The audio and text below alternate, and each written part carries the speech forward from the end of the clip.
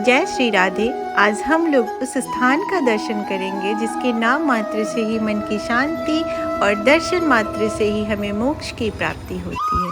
ये कहते हैं कि जिसने भी मथुरा का दर्शन किया उसे नरक की प्राप्ति तो हो ही नहीं सकती। आज हम लोग भगवान श्री कृष्ण की जन्मस्थली मथुरा में हैं और दर्शन करेंगे भगवान श्री कृष्ण के जन्मस्थली, उसके गर्भगृह और अन्य जगहों पे जाएंगे जिसमें है भगवान श्री कृष्ण का ही मंदिर है जिसे द्वारिकाधीश के नाम से जाना जाता है। उसके बगल में ही हमें मिलेगा विश्राम घाट, जहाँ पे भगवान श्री कृष्ण ने कंस को मार के विश्राम किया था, इसलिए उसका नाम विश्राम घाट रखा गया। विश्राम घाट के बाद हम लोग आगे बढ़ेंगे और पूरा मथुरा का सैर करेंगे।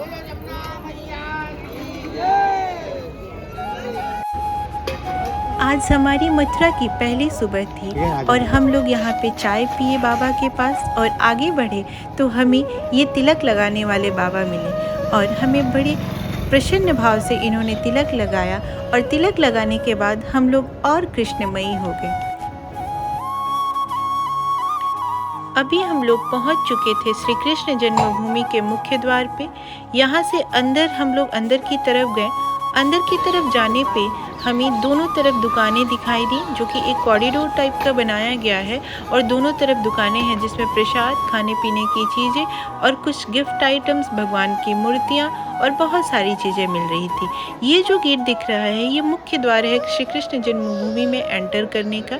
इस मुख्य द्वार को बहुत ही खूबसूरत तरीके से बनाया गया है, जिसमें एक रथ दिखाया गया है जिसमें भगवान कृष्ण और अर्जुन की प्रतिमा है।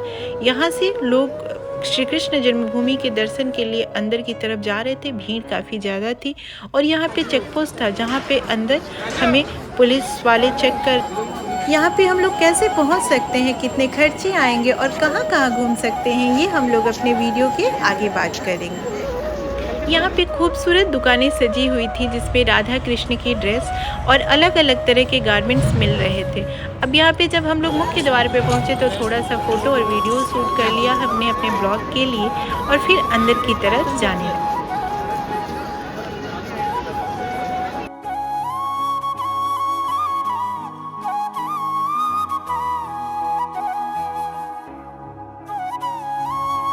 जब हम लोग मुख्य द्वार से अंदर की तरफ गए तो यहाँ पे हमें अपने सारे सामान को रख देना था, क्योंकि अंदर कोई भी बैग या मोबाइल वगैरह अलाउ नहीं था। हम यहाँ क्लॉक रूम में सबको सबमिट किए और फिर अंदर की तरफ आगे बढ़े।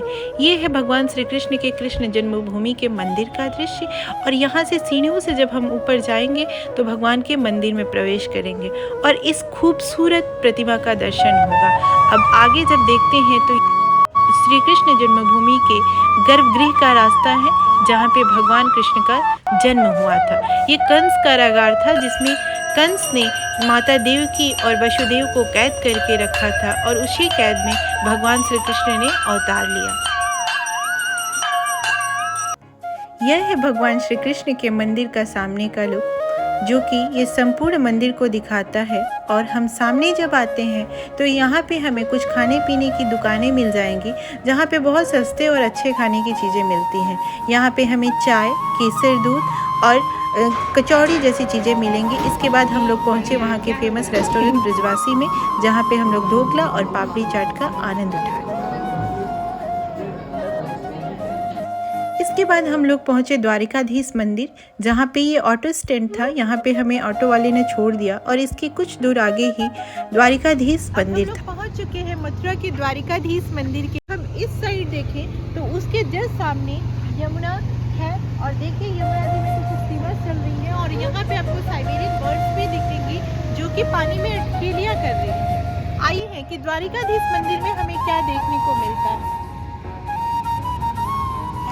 राधे राधे दोस्तों, आप देख रहे हैं कंस किला, जो कि ठीक यमुना नदी से सटे हुए बना हुआ है। और यहाँ आप देखेंगे कि किनारों पर यहाँ लाइन से बोट लगी हुई है जिस पर बैठकर लोग सैर सपाटा के लिए जाते हैं। यहाँ से इन गलियों से होते हुए हम पहुँच चुके थे द्वारिकाधीश मंदिर में, जहाँ पर प्रभु श्री कृष्ण की मूर्त विराजमान थी जो कि देखने ही लायक थी। यहाँ आप इस मंदिर को देखेंगे तो आपको बौद्ध शिल्पकला देखने को मिलेगी और यहाँ पर हम लोग दर्शन करके यहाँ से ठीक बाहर निकल आए। जब हम लोग बाहर आए तो यहाँ का फेमस कचौड़ी वाला, जिसको आपने इंटरनेट पे ज़रूर कहीं ना कहीं देखा होगा, यहाँ पर हमने कचौड़ियाँ खाई, जलेबी खाई और पोहा खाएं और वाकई स्वाद कुछ अलग था, कुछ बहुत ही बेहतरीन था।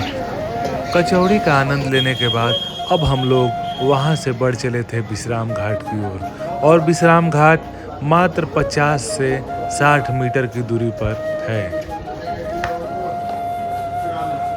अभी हम लोग हैं मथुरा के विश्राम घाट पे। यहाँ पे जब भगवान कृष्ण ने कंस का वध किया था तो इसी घाट पे आके उन्होंने विश्राम किया था, तब से इस घाट को विश्राम घाट के नाम से जाना जाता है।